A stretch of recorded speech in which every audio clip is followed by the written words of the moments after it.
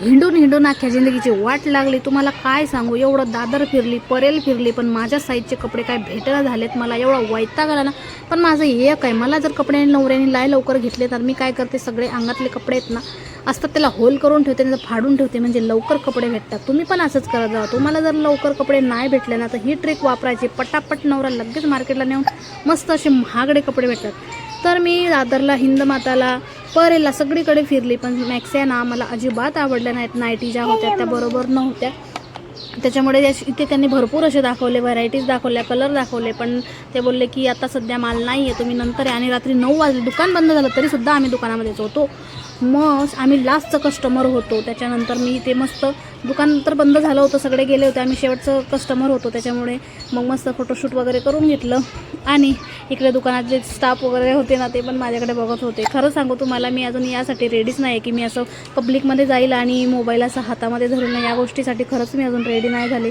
Dress तर एवढे सुंदर छान छान होते ना, पूजनमध्ये खूप छान असे ड्रेस होते, मला खूप आवडले होते. तर इथे मी 2 टॉप घेतले आणि एक अनारकली वगैरे असे मी भरपूर टॉप असे घेतले होते. इथे खेळणीच्या दुकानामध्ये बाहेर आल्याच्या नंतर आहे ना ट्रॅफिक एवढी लागली होती. आणि याच पाठीमागे आहे ना इकडे एक दुकान आहे, तिथे त्याच्यावर आहे की लिहिलेलं की कामासाठी मुली पाहिजे, तुम्ही जाऊन इन्क्वायरी करा जर तुम्हाला गरज असेल तर. त्याच्यानंतर दिशासोबत असल्यामुळे तिला खेळण्याचं दुकान दिसलं. खेळण्याचं दुकान दिसल्यानंतर मग ती काय थांबते का?